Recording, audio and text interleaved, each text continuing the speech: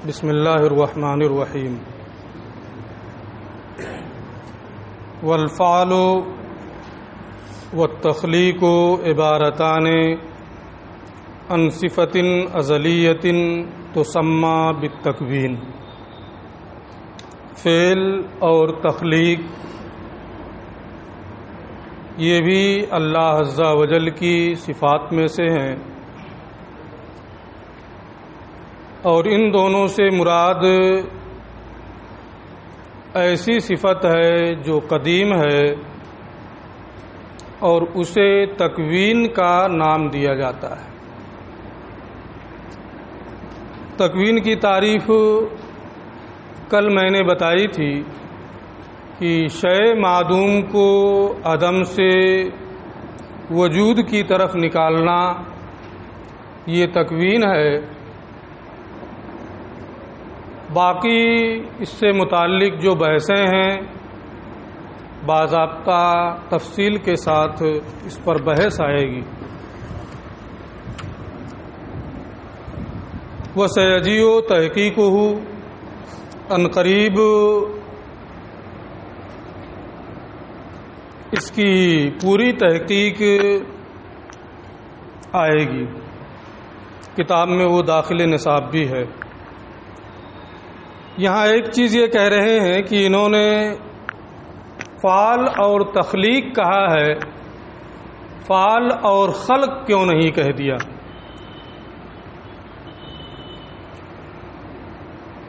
وعدل عن لفظ الخلق، خلق کے لفظ کو چھوڑ کر کے تخلیق کا لفظ استعمال کیا،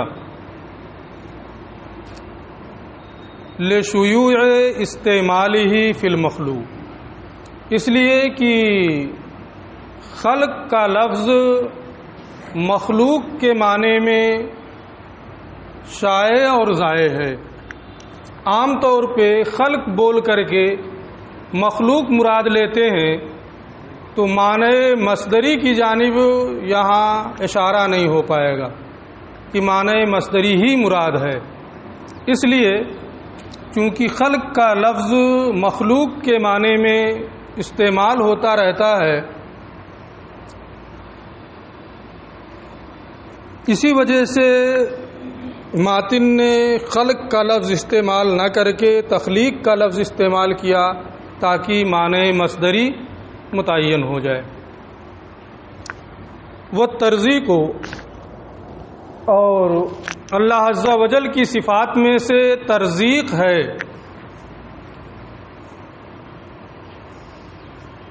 ہوا تکوین مخصوص،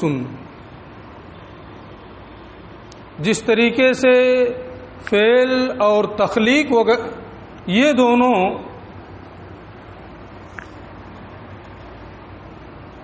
تکوین سے ہیں، اسی طریقے سے ترزیق بھی ایک مخصوص تکوین کا نام ہے۔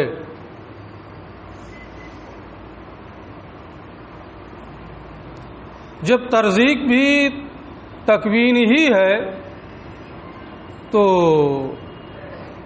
تخلیق کے بعد میں پھر اس کو صراحتاً بیان کرنے کی کیا ضرورت تھی؟ اس کو علامہ تفتازانی نے بیان کیا، صرح به اشارتاً الی ان مثل التخلیق والتصویر والترزیق والاحیاء والاماتۃ وغیر ذلک مما اسند الی اللہ تعالی۔ ترزیق کی ماتن نے صراحت کی ہے اس بات کی جانب اشارہ کرنے کے لیے کہ تکوین کی جو اقسام ہیں، خواہ وہ تخلیق ہو یا تصویر ہو یا ترزیق ہو یا احیاء ہو یا اماتہ ہو وغیرہ ذالک، تو اصل تکوین ہے اور یہ تمام چیزیں اس کی قسمیں ہیں، اس کی شاخیں ہیں۔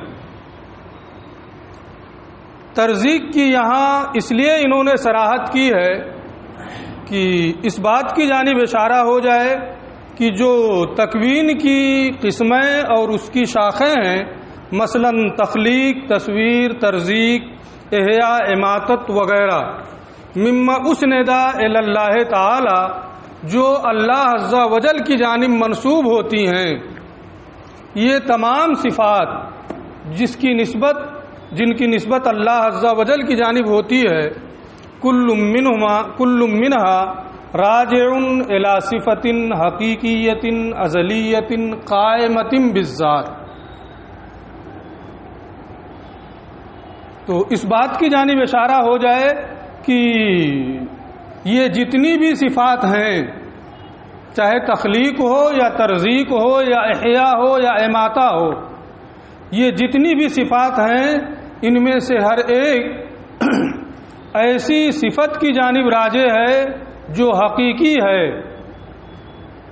قدیم ہے، ذات باری تعالیٰ کے ساتھ قائم ہے۔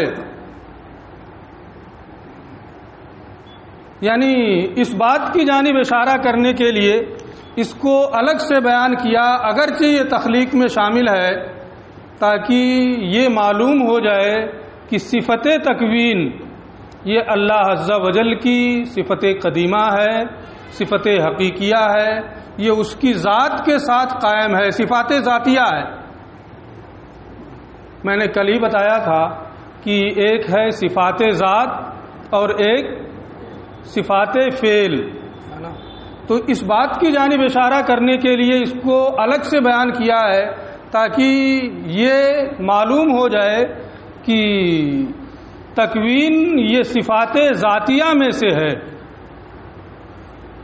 یہ صفات فعلیہ میں سے نہیں ہے۔ اصل میں یہ ہے کہ اس مسئلے میں اشاعرہ اور ماتریدیہ ہی کا اختلاف ہے۔ ہم یہ کہتے ہیں، جب ہم بولیں گے تو ماتریدیہ، کہ تکوین یہ صفات ذاتیہ قدیمہ حقیقیہ ہے، یہ صفات فعل سے نہیں ہے کہ اگر اللہ عز و جل نے ترزیق کا ارادہ کیا تو رزق کا فعل ہو گیا، تخلیق کا ارادہ کیا تو خلق کا فعل ہو گیا، تصویر کا ارادہ کیا تو صورت کا وقوع ہو گیا۔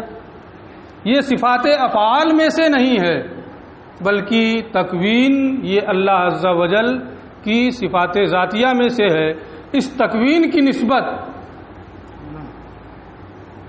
تکوین صفات ذاتیہ میں سے ہے، اگر اس کا تعلق ترزیق سے ہو تو وہ ترزیق ہے، رزق سے ہو تو ترزیق ہے، خلق سے ہو تو تخلیق ہے، تصویر سے ہو تو صورت ہے، احیاء سے ہو تو احیاء ہے، حیات سے ہو تو ہمارا یہ مذہب ہے کہ تکوین اللہ عز و جل کی صفات ذاتیہ قدیمہ ہے، یہ صفات اضافیہ میں سے نہیں ہے۔ اور اشاعرہ کا مذہب یہ ہے کہ تکوین صفات ذاتیہ میں سے نہیں ہے، بلکہ یہ صفات اضافیہ اور صفات افعال سے ہے۔ کل ایک تعریف میں نے صفات ذاتیہ اور صفات فعلیہ کی تھی، ایک تعریف آپ بھی آج بھی کر رہے ہیں، دونوں کا مفہوم ایک ہے، صرف لفظ بدل جاتا ہے۔ کل میں نے کہا تھا کہ جس کے سلب سے نقص لازم آئے یا نقص لازم نہ آئے، دونوں کی تعریف میں، جس سے ذات کا خلو ممکن ہو، جس سے ذات کا خلو ممکن نہ ہو۔ اگر اس سے ذات کا خالی رہنا ممکن نہیں ہے تو وہ صفات ذاتیہ سے ہے، اور اگر خالی رہنا ممکن ہے تو وہ صفات فعلیہ میں سے۔ تو تکوین سے ذات کا خلو یہ ممکن نہیں، یہ ہمارے متکلمین ماتریدیہ فرماتے ہیں، اس لیے وہ صفات ذاتیہ میں سے ہے۔ تو اشاعرہ کے مذہب کی جانب اشارہ کرنے کے لیے اور اپنے مذہب کو بیان کرنے کے لیے یہاں پر انہوں نے یہ کہا کہ تکوین ترزیق کو صراحتاً بیان کیا تاکہ اس کے صفت حقیقیہ قدیمہ قائمہ بالذات ہونے کی جانب اشارہ ہو جائے۔ یہ تکوین، اور جس کی جانب یہ تمام چیزیں راجع ہیں، یہ تمام صفات راجع ہیں، وہ تکوین ہے۔ تو یہ صفات ذات میں سے ہے۔ لا کما زعم الاشعری، ایسا نہیں جیسا امام اشعری نے خیال کیا ہے، من انہا اضافات، کہ یہ صفات اضافیہ ہیں، دوسرے کی جانب نسبت کرتے ہوئے جو صفت بنے وصفات للافعال، اور یہ تمام کے تمام صفات افعال سے ہیں. یعنی اگر اللہ عز و جل کسی فعل کا ارادہ فرماتا ہے تو اس ارادے فعل کے وقت میں وہ فعل واقع ہو جاتا ہے.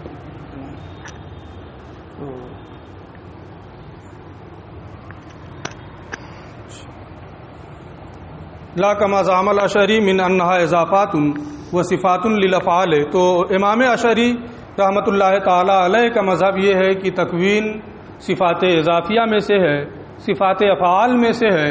ہمارا مذہب یہ ہے کہ تکوین صفات ذاتیہ میں سے ہے اور صفات ازلیہ ہے، حقیقیہ ہے، قدیمہ ہے. اس کے بعد والکلام، تو 7 صفات کا بیان ہوا ہے. 8ویں صفت اللہ عز و جل کی کلام ہے، وہ ہے صفت ازلیۃ. یہ بھی صفت قدیمہ ہے، صفت ازلیہ ہے. اور جو اللہ عز و جل کی صفت ازلی ہے وہ معنی نفسی ہے. نور الانوار پڑھتے وقت یا پڑھیں گے جب تو اس میں آئے گا کہ ایک کلام نفسی ہے اور ایک کلام لفظی ہے. تو جو قدیم ہے ذات باری تعالیٰ کی صفت ہے وہ کیا ہے؟ کلام نفسی. اور کلام لفظی یہ ذات باری تعالیٰ کی صفت نہیں ہے. کلام لفظی کے ذات باری تعالیٰ کی صفت نہ ہونے کا یہ مطلب نہیں ہے کہ ہمارے پاس جو قرآن ہے وہ اللہ کا کلام نہیں. یقیناً وہ اللہ کا کلام ہے، اور جو ہم پڑھتے ہیں وہ اللہ کا کلام پڑھتے ہیں. جو ہمارے سینے میں محفوظ ہوتا ہے وہ اللہ کا کلام ہوتا ہے. جو ہم لکھیں، جو ہم نے لکھا، ہمارا لکھا ہوا جو ہے نا قرآن کی صورت میں وہ اللہ کا کلام ہے. ایسا نہیں کہ وہ اللہ کا کلام نہیں، صرف اللہ کے کلام پر اس کی دلالت ہو رہی. جو مقروء ہے وہ بھی اللہ کا کلام ہے، جو مکتوب ہے وہ بھی اللہ کا کلام ہے، جو سینوں میں محفوظ ہے وہ بھی اللہ کا کلام ہے. فرق صرف اتنا ہے کہ ہمارا پڑھنا حادث ہے. فرق کیا ہے؟ مقروء یہ قدیم ہے، اللہ کی صفت ہے، اور ہماری قرات جو ہے، ہمارا پڑھنا یہ حادث ہے. مکتوب جو ہے وہ قدیم ہے، ہمارا لکھنا جو ہے وہ کیا ہے؟ حادث ہے. سینوں میں حفاظ کے جو محفوظ ہے وہ یقیناً کلام الہی ہے. ہاں، حفظ جو ہے یہ حادث ہے. اس پر اعلیٰ حضرت کا باضابطہ ایک رسالہ ہے، نا ساری تفصیل نہیں بتائی جا سکتی. انوار المنان فی توحید القرآن، تقریباً 50-60 صفحات میں ہے. اس کو مطالعہ کر سکتے ہیں. جتنا میں نے بتا دیا آپ کے لیے اتنا کافی. والکلام، اور کلام یہ بھی صفت ہے، اور یہ صفت حقیقیہ ازلیہ ہے. عبر عنہا بالنظم المسمى بالقرآن، اس کی تعبیر اس نظم سے کی جاتی ہے. تعبیر اس کی جاتی ہے، یعنی کلام نفسی جو ہے، صفت ازلیہ قدیمہ جو ہے، اس کی تعبیر کی جاتی ہے اس نظم سے جسے قرآن کا نام دیا جاتا ہے. تو قرآن یہ نظم عربی جو ہے، اس کے الفاظ ہے نا، جو ہمارا لکھنا ہے، ہمارا پڑھنا ہے، ہمارا حفظ کرنا ہے، یاد کرنا ہے، یہ چیزیں حادث ہیں اور یہ کلام لفظی ہے. ایسا نہیں کہ مکتوب، مقروء اور سینوں میں محفوظ یہ حادث ہے. اس کی تعبیر اس نظم سے کی جاتی ہے جسے قرآن کا نام دیا جاتا ہے. المرکب من الحروف، جو المرکب من الحروف ہے، جو حروف سے مرکب ہے. اب ایک ہے، یہاں اشارہ ہو گیا کہ ایک کلام نفسی ہے اور ایک کیا ہے؟ کلام لفظی ہے، جیسے قرآن میں جو ہم نے لکھا. اب اس پر یہ دلیل دے رہے ہیں کہ دو چیزیں کیسے بن رہی ہیں. وذالک، اور اس کی وجہ یہ ہے لأن کل من یامر وینہا ویخبر، کیونکہ ہر وہ شخص جو کوئی حکم دیتا ہے، کسی چیز سے منع کرتا ہے، کوئی خبر دیتا ہے، یجد فی نفسہ معنی، وہ اپنے دل میں ایک معنی پاتا. آج میں پڑھا رہا ہوں، اس وقت رات میں میں نے مطالعہ کیا، ہم نے وہاں تو تقریر نہیں کر رہا تھا، صرف دل میں میرے ایک مفہوم تھا، ایک معنی تھا. تو ایک ہوتا ہے کہ کوئی بھی چیز آدمی جب بیان کرتا ہے حکم دیتا ہے، منع کرتا ہے، خبر دیتا ہے، تو پہلے اس کے دل میں ایک مفہوم پایا جاتا ہے، ایک معنی پایا جاتا ہے. یجد فی نفسہ معنی، وہ اپنے نفس میں ایک مفہوم، ایک معنی پاتا ہے. ثم یدل علیہ بالعبارۃ او الکتابۃ او الاشارہ، پھر وہ عبارت کے ذریعے سے، جیسے میں بتا رہا ہوں نا، یا کتابت کے ذریعے سے یا اشارہ کے ذریعے سے اس پر رہنمائی کرتا ہے، اس پر دلالت کرتا ہے کہ جو دل میں معنی تھا، مفہوم تھا، اس کو بتاتا ہے، بیان کرتا ہے. وہ ہوا غیر العلم. اچھا، یہ اب یہاں سے بات بتائیں. تو یہاں انہوں نے یہ بتایا کہ دو چیزیں ہیں، ایک کلام نفسی جیسے دل میں جو معنی پایا گیا، اور ایک اس کلام نفسی پر دلالت کرنے والی چیز، خواہ عبارت کے ذریعے سے ہو یا اشارہ کے ذریعے سے ہو یا کتابت کے ذریعے سے ہو. بعض لوگوں نے کہا ہے کہ جب دل میں ایک معنی پایا گیا تو وہی تو علم ہے، اس لیے کلام اور علم دونوں ایک ہی صفت ہو جائیں گی. یہ کہتے ہیں کہ کلام اور علم دونوں ایک نہیں ہے، اس لیے کہ دل میں، نفس میں ایک معنی پایا گیا، کیا اسی کی خبر دینا ضروری ہے؟ یہ پڑھنے آیا ہے، آدمی جھوٹ بول کر کے کہہ سکتا ہے کہ یہ پڑھنے نہیں آیا ہے.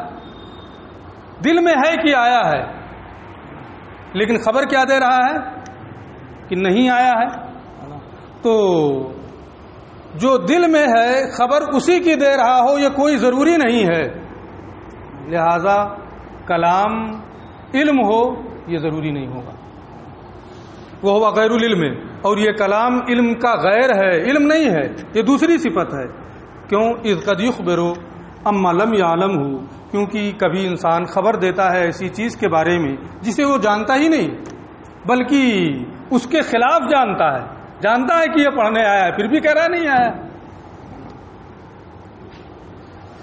لہذا صفت کلام اور صفت علم دونوں ایک ہوں ایسا نہیں ہے. وہ غیر الارادت، اور کلام یہ ارادہ کا بھی غیر ہے. چلیے، اگر کلام صفت علم نہیں ہے تو صفت ارادہ ہے، جیسے ارادہ دل میں پایا ایسے ہی کلام کا بھی پہلے کلام نفسی ہے، وہ دل میں پایا گیا، نفس میں پایا گیا. یہ کہتے نہیں، کلام یہ صفت ارادہ بھی نہیں ہے، اس سے بھی الگ ہے. کیوں؟ اس لیے کہ کبھی ایسا بھی ہوتا ہے کہ آدمی کوئی کچھ کہتا ہے لیکن اس کا وہ ارادہ نہیں ہوتا. اس گھنٹی میں تو کم ہوتا ہے، لیکن انشاء کی گھنٹیوں میں آپ کے ساتھ بہت ہوتا ہوگا، یا اعدادیہ سے خامسہ تک ہوا ہوگا کہ اگر آپ مستقل 10 دن بنا کر نہیں لائے تو استاد ناراض ہو کے کہتا ہے کل سے پڑھنے مت آنا. کیا مطلب؟ یہی کہنا چاہتا ہے کہ نہیں، پڑھنے تم کو نہیں آنا ہے. یہ نہیں کہنا چاہتا ہے کہ پڑھنے نہیں آنا ہے، بلکہ مقصد یہ ہوتا ہے کہ بنا کے لانا ہے، لکھ کے لانا ہے. تو یہاں ارادہ کچھ اور ہے، کہہ کچھ اور رہا. لہذا دونوں چیزیں ایک نہیں ہو سکتی. مثال یہ دوسری دے رہے ہیں. اور یہ ارادہ کا بھی غیر ہے. لأنه قد یامر بما لا یرید، اس لیے کہ انسان کبھی حکم دیتا ہے ایسی چیز کا جو اس کا ارادہ نہیں ہوتا ہے. کمن امر عبدہ، جیسے کہ وہ شخص جو اپنے غلام کو حکم دے قصدن الی اظہار عصیانہ، کہ اس کی نافرمانی کرے، وہ عدم امتثالہ لأوامرہ، اور اس کے حکم کی فرما برداری بجاوری نہ کرے. بہت ستاتا ہے اپنے غلام کو. لوگوں نے کیوں مارتے ہو؟ کہا بڑا نافرمان ہے. کہا اچھا، ہم لوگ تو دیکھتے ہیں بہت اچھا ہے، نیک ہے، صالح ہے. کہا ٹھیک ہے، دکھا دیتے ہیں. اب پانی لانے کا حکم دیا تو کیا مطلب ہے؟ لوگوں کو دکھانا چاہتا ہے کہ نافرمان ہے، تو اس کا مقصد کیا ہوگا کہ نہ لائے، حکم کی بجاوری نہ کرے. لیکن حکم دے رہا ہے، ارادہ کر رہا ہے کہ کرے. وَيُسَمَّى هَذَا كَلَامٌ نَفْسِيٌّ، یہی جو علم کا غیر ہے، نہ ارادے کا بھی غیر ہے، دل میں جو معنی پایا گیا اسی معنی کا نام کیا ہے؟ کلام نفسی. علی ما اشارہ الیہ الاخطل بقولہ، جیسا کہ اخطل نے اس کی جانب اپنے اس قول میں اشارہ کیا ہے. ان الکلام لفی الفؤاد، کلام تو وہی ہے جو دل میں، اور زبان کو دل پر رہنما بنایا گیا ہے. تو اس میں بھی اشارہ وہی ہے کہ کوئی بھی بات ہو تو پہلے ایک دل میں، نفس میں ایک معنی پایا جاتا ہے. وقال عمر رضی اللہ تعالیٰ عنہ، حضرت عمر رضی اللہ تعالیٰ عنہ نے ارشاد فرمایا، یہ خلافت کے موقع پر جب حضرت عبادہ ابن صامت کے مکان پر بحث ہو رہی تھی اور یہ وہاں جانے والے تھے، انی زورت فی نفسی مقالتاً، میں نے اپنے دل میں ایک عمدہ تقریر سوچ رکھی تھی، ایک اچھی بات سوچ رکھی تھی۔ وَكَثِيرًا مَا تَقُولُ لِصَاحِبِكَ، اکثر آپ اپنے دوست سے کہتے ہیں، ان فی نفسی کلامن، میرے دل میں ایک بات ہے، میں چاہتا ہوں کہ تم سے بیان کر دوں۔ تو اس کا مطلب یہ ہے کہ دل میں ایک کوئی چیز ہوتی ہے، پھر اس پر کلام کے ذریعے سے، عبارت کے ذریعے سے، اشارہ کے ذریعے سے ہے نا رہنمائی کی جاتی ہے۔ تو والدلیل علی ثبوت صفت الکلام، اور صفت کلام کے ثابت ہونے کی دلیل اجماع امت ہے، تمام امت متفق ہے کہ اللہ عز و جل کے لیے صفت کلام ثابت ہے، اور یہ ہمارے لیے سب سے بڑی دلیل ہے۔ وتواتر النقل عن الانبیاء علیہم السلام، اور انبیاء کرام سے تواتر کے ساتھ منقول ہے، انہ تعالی متکلم، کہ اللہ عز و جل متکلم ہے، اور انبیاء کرام صادق ہیں، ان سے تبلیغ کے معاملے میں کہیں سہو کا امکان نہیں ہوتا ہے۔ جب وہ کہہ رہے ہیں کہ اللہ متکلم ہے تو اس کے لیے صفت کلام کا ثبوت ہوگا، کیونکہ ماخذ اشتقاق کے بغیر متکلم کا ثبوت نہیں ہو سکتا۔ معلقت باستحالت التکلم من غیر ثبوت صفت الکلام، اس لیے کہ تکلم صفت کلام کے ثابت کے ثبوت کے بغیر تکلم کا پایا جانا محال ہے، اس لیے اللہ عز و جل کے لیے صفت کلام کا ثبوت ہے۔ کہاں سے آ رہے ہو؟ کیا کر رہا تھا کمرے میں؟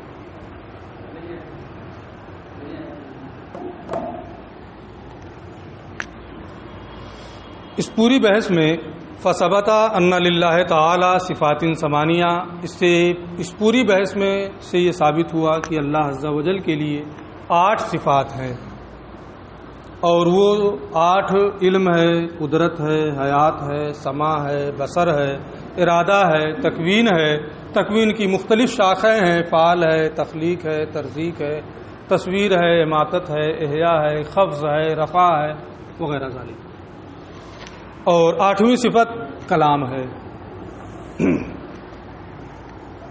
وَلَمَّا كَانَ فِي الثَّلَاثَةِ الْأَخِيرَةِ، باقی جو ہیں کہ صفت علم ہے، صفت قدرت ہے، حیات ہے، سماع ہے، بصر ہے، اس کو تو بہت تفصیل سے بیان کیا، بہت آسان بحث بھی تھی، بہت آسانی سے سمجھ بھی گئے آپ۔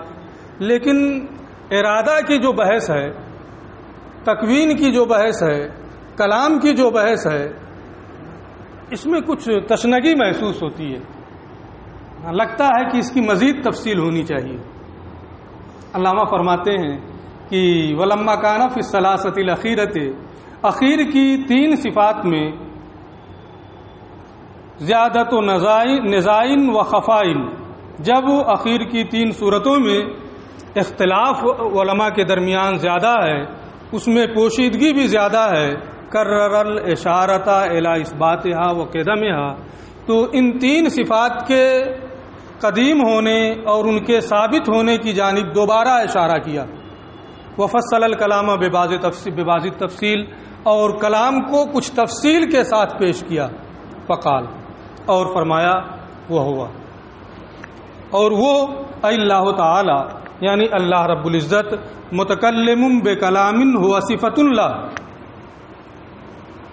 اللہ عز و جل متکلم ہے ایسے کلام کے ساتھ جو کلام اس کی صفت ازلیہ ہے، صفت قدیمہ ہے، اس کی ذات کے ساتھ قائم ہے۔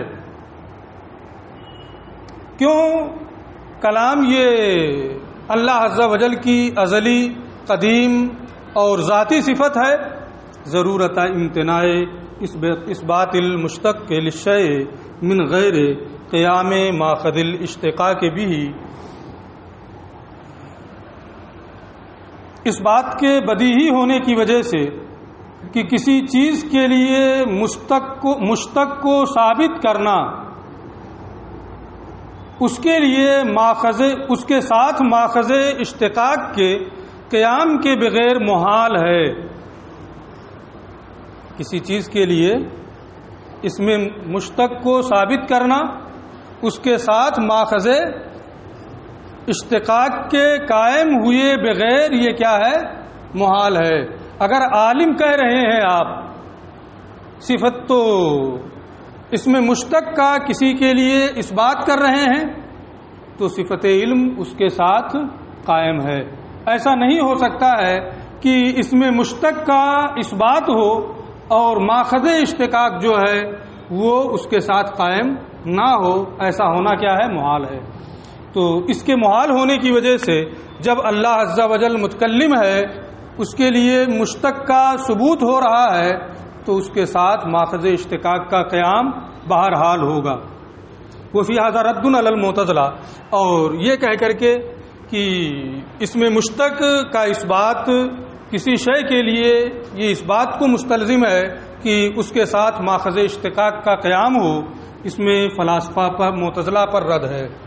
وفی ھذا رد علی المعتزلہ، اور اس کلام میں، اس جملے میں، اس عبارت میں معتزلہ پر رد ہے، حیث ذهبوا، اس طور سے کہ وہ لوگ اس بات کی جانب گئے ہیں، الی انہ متکلم بکلام هو قائم بغیرہ لیس صفۃ لہ، کہ اللہ عز و جل متکلم ہے،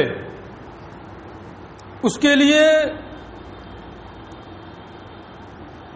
صفت کلام اس طرح ثابت ہے کہ وہ اس کی ذات کے ساتھ قائم نہیں ہے بلکہ لوح محفوظ کے ساتھ قائم ہے، کسی نبی کے ساتھ قائم ہے، جبریل کے ساتھ قائم ہے۔ یعنی اس میں مشتق کا اس بات کسی کے لیے ہے اور ماخذ اشتقاق کا قیام کسی اور کے ساتھ ہے۔ یہ بات محال ہے کہ عالم میں ہوں اور صفت علم کا ثبوت آپ کے لیے ہو، یہ چیز بداہتاً محال ہے۔ لہذا فلاسفہ معتزلہ کا یہ نظریہ بھی غلط ہے، فاسد ہے، باطل ہے۔ حیث ذهبوا، اس طور پر کہ وہ اس بات کی جانب گئے ہیں کہ اللہ عز و جل متکلم ہے ایسے کلام کے ساتھ، ہوا قائم بغیرہ، جو دوسرے کے ساتھ قائم ہے۔ اب وہ دوسرا کیا ہے؟ ان میں خود ہی اختلاف ہے۔ بعض لوگ کہتے ہیں کہ لوح محفوظ ہے، بعض کہتے ہیں کہ جبریل ہے، بعض کہتے ہیں کہ انبیاء کرام ہیں، یا ان میں سے سب ہیں، ہے نا۔ اللہ عز و جل متکلم ہے اور صفت کلام ان سب کے ساتھ قائم ہے، لیس صفۃ لہ، اور یہ کلام اللہ عز و جل کی صفت نہیں ہے۔ ازلیت، اور اللہ عز و جل کے لیے صفت کلام کا ثبوت ہے، اور وہ صفت قدیم ہے، ازلی ہے، ہمیشہ سے ہے۔ کیوں ہمیشہ سے ہے؟ یہ دلیل آپ بار بار پڑھ چکے ہیں، ضرورت امتناع قیام الحوادث بذاتہ تعالی، اس بات کے بدیہی ہونے کی وجہ سے کہ ذات باری تعالیٰ کا محل حوادث ہونا محال ہے۔ حوادث کا ذات باری تعالیٰ کے ساتھ قائم ہونا اس کے محال ہونے کی وجہ سے، اور اگر حوادث ذات باری تعالیٰ کے ساتھ قائم ہوں تو ذات باری تعالیٰ کا محل حوادث ہونا لازم آئے گا، اور اس کا ابطال اس سے پہلے 2-3 مرتبہ ہو چکا ہے۔ تو اگر صفت کلام اللہ عز و جل کی صفت ازلیہ قدیمہ نہ ہو تو ایسی صورت میں ذات باری تعالیٰ کا محل حوادث ہونا لازم آئے گا، اور ذات باری تعالیٰ کا محل حوادث ہونا یہ باطل ہے۔ لہذا اللہ عز و جل کے لیے جو صفت کلام ہے وہ صفت ازلیہ اور قدیمہ ہے۔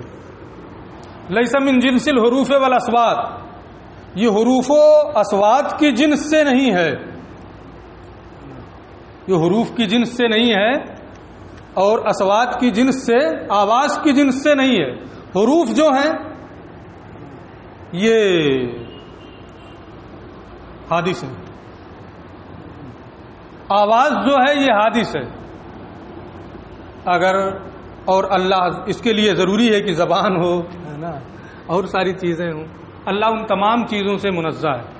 اس لیے اللہ کا جو کلام ہے متکلم ہے، ایسی صفت کلام کے ساتھ، ایسے صفت کلام کے ساتھ جو ازلی ہے، اور وہ حروف و اصوات کی جنس سے نہیں ہے۔ حروف و اصوات کی جنس سے کیوں نہیں ہے؟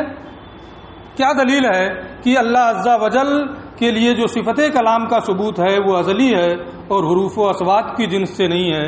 اس کو یہ بتاتے ہیں ضرورتانہا آراز، اس بات کے بدیہی ہونے کی وجہ سے کہ حروف و اصوات سب کے سب کیا ہیں؟ آراز کے قبیل سے ہیں، یہ سب کے سب حادث ہیں، مشروط حدوث و بازہا بانقضاء البعض، اور ان میں سے بعض حروف کا تلفظ، ان میں سے بعض حروف کا کہنا دوسرے بعض کے ختم ہونے کے ساتھ مشروط ہے۔ آپ کسی لفظ کا اگر تلفظ کر رہے ہیں، اس میں چند حروف ہیں، جب ایک حرف ختم ہوگا تب دوسرے کو آپ ادا کر سکتے ہیں۔ ایسا نہیں ہو سکتا ہے کہ ایک ختم نہیں ہوا کہ دوسرے کو ادا کر لیا۔ چند الفاظ ہیں ان کو ادا کر رہے ہیں تو ایک لفظ ختم ہو جائے گا تب دوسرا لفظ آپ ادا کر سکتے ہیں، اس کے بغیر یہ ممکن نہیں ہے۔ اور یہ مشروط ہے اس بات سے کہ ان میں سے بعض حروف کا تلفظ بعض کے ختم ہونے کے بعد ہوتا ہے۔ لأن امتناع التکلم بالحرف الثانی بدون انقضاء الحرف الاول بدیہی، اس لیے کہ دوسرے حرف کا تکلم پہلے حرف کے ختم ہوئے بغیر بدیہی البطلان ہے۔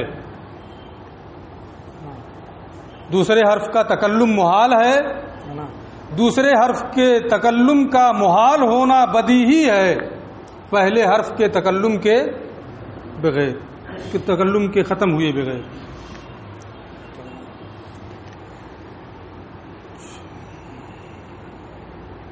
یہ جو علت بتائی ہے یہ اس بات کی کہ اس میں یہ شرط ہے کہ ان میں سے بعض کا تلفظ دوسرے بعض کے ختم ہونے کے بعد ہوتا ہے۔ اس کی علت یہ بتائی ہے کہ دوسرے حرف کا تلفظ اسی وقت ہو سکتا ہے جب پہلے کا تلفظ پورا ہو جائے، پہلے کو کہہ لیا جائے۔ جب حروف و اصوات یہ آراز کے قبیل سے ہیں اور حادث ہیں، جب ان میں سے ایک ختم ہوتا ہے پھر دوسرا وجود میں آتا ہے تو اللہ عز و جل کا جو کلام ہے وہ عرض نہیں ہے، وہ حادث نہیں ہے، اس میں یہ نہیں ہے کہ ایک ختم ہوگا تب دوسرا ادا ہوگا۔ پھر آپ یہاں کہہ سکتے ہیں قرآن میں تو ہم پہلے الف پڑھتے ہیں، پھر لام پڑھتے ہیں، پھر ہا پڑھتے ہیں، ہے نا، پھر میم پڑھتے ہیں، پھر دال پڑھتے ہیں، تب الحمد ہوتا ہے۔ جب ایک ختم ہوتا ہے تبھی تو دوسرا پڑھتے ہیں، ایک یاد ہوتا ہے تبھی دوسرا یاد کرتے ہیں۔ آپ کہہ رہے ہیں کہ نہیں، ایسا نہیں ہے۔ اس کا جواب اختصار کے ساتھ یہ ہے کہ یہ ہماری گویائی کا نقص ہے کہ ہم اس کو ایک ساتھ ادا نہیں کر سکتے۔ جتنی گویائی تکلم کی قوت اللہ عز و جل کی جانب سے ہماری زبان میں دی گئی ہے اتنا ہی تو کر سکتے ہیں۔ یہ ہماری زبان کا نقص ہے، اس کلام کا نقص نہیں۔ اس کلام میں تقدیم و تاخیر نہیں ہے، اس کلام میں اولیت اور بعدیت نہیں ہے، سب کے سب ایک ساتھ ہے۔ یہ ہمارا نقص ہے کہ ہمارے پڑھنے میں، اسی لیے ہم نے کہا کہ ہمارا پڑھنا یہ حادث ہے، اس میں اولیت و آخریت ہوتی ہے، قبلیت اور بعدیت ہوتی ہے۔ ہمارا لکھنا یہ حادث ہے، اس میں اولیت اور بعدیت ہوتی ہے، لیکن جو ہم نے پڑھا اس میں قبلیت اور بعدیت نہیں ہے۔ جو ہمارا پڑھا ہوا ہے اس میں یہ سب نہیں ہے، اور وہ کیا ہے؟ حادث، وہ قدیم ہے۔ بہرحال تو یہ جو کلام ہے، صفت کلام ہے، یہ ازلی ہے، قدیم ہے، حروف و اصوات کی جنس سے نہیں ہے۔ اس میں بعض حنابلہ اور کرامیہ کا رد ہے، اس کو یہ بتا رہے ہیں وہ فی ھذا رد علی الحنابلہ والکرامیہ۔ حروف و اصوات کی جنس سے نہیں ہے، اس میں حنابلہ کا رد ہے، کرامیہ کا رد ہے۔ القائلین بأن کلامہ ارض من جنس الاصوات والحروف، جو اس بات کے قائل ہیں کہ اللہ عز و جل کا جو کلام ہے یہ عرض ہے، حروف و اصوات کی جنس سے ہے۔ اصل میں کیا ہے کہ امام احمد بن حنبل رضی اللہ رحمۃ اللہ تعالی علیہ سے یہ منقول ہے کہ کلام لفظی قدیم ہے، اور کلام لفظی میں تلفظ پایا جائے گا، حروف و اصوات پائے جائیں گے.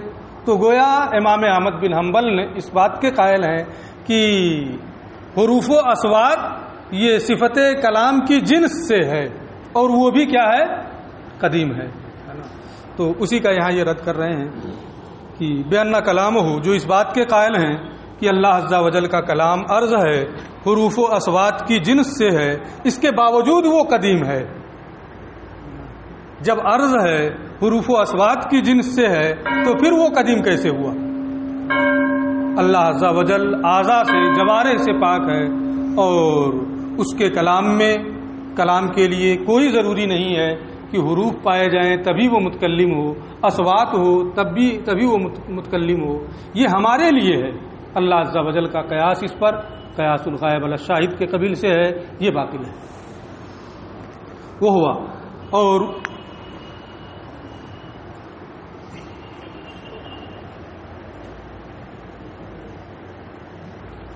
وہ ہوا الکلام، اور وہ یعنی کلام صفت، ایسی صفت ہے، ایمانن ایسا معنی ہے جو ذات باری تعالیٰ کے ساتھ قائم ہے.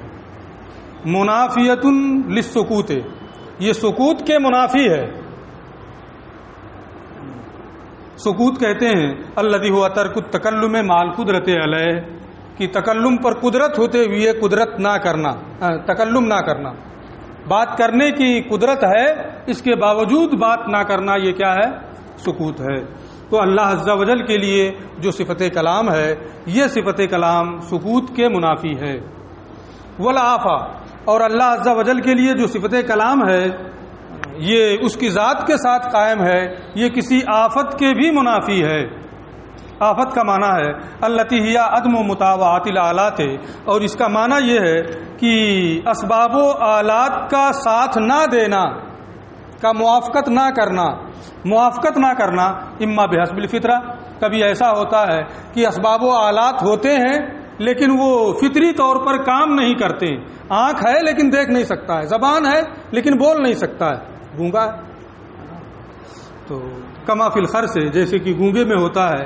او بحسب ذوفھا و عدم بلوغھا حد القوہ، یا کمزور ہونے کی وجہ سے اسباب اور آلات کام نہیں دیتے ہیں، اور قوت کی حد تک ان کے نہ پہنچنے کی وجہ سے وہ کام نہیں دیتے.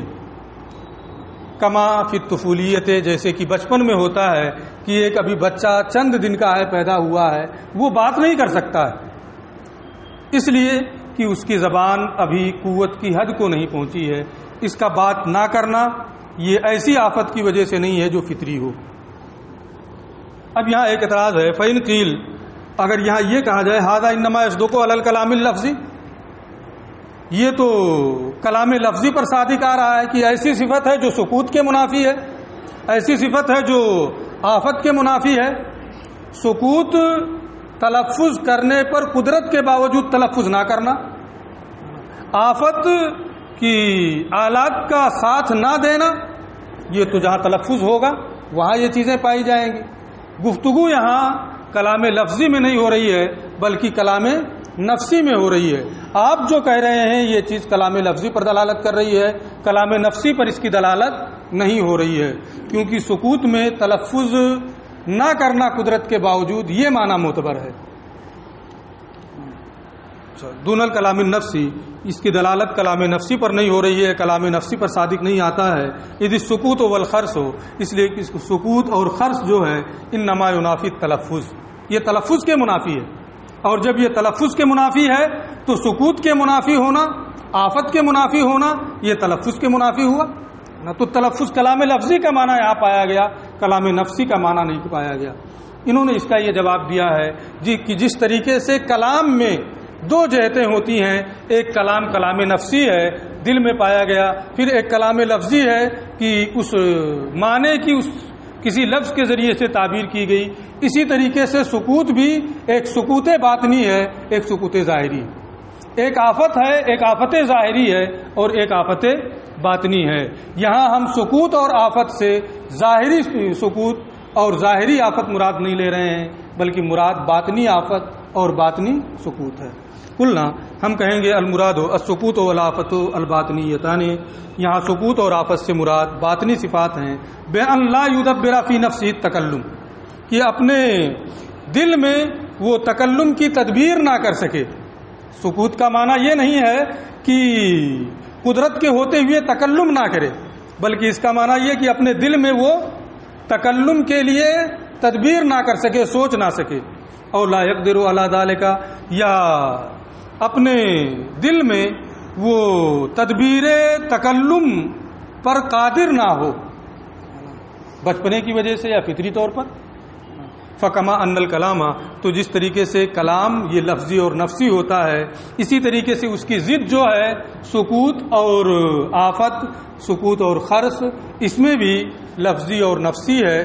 آپ نے یہ سمجھا کہ ہم یہاں لفظی سے بحث کر رہے ہیں، آپ نے وہی تعریف بھی کی سکوت اور آفت کی، حالانکہ وہ معنی ہم مراد نہیں لیتے ہیں۔ جو ہماری مراد ہے اس کے ذریعے سے آپ کا اعتراض نہیں ہے، اور جو آپ کا اعتراض ہے وہ ہماری مراد نہیں ہے۔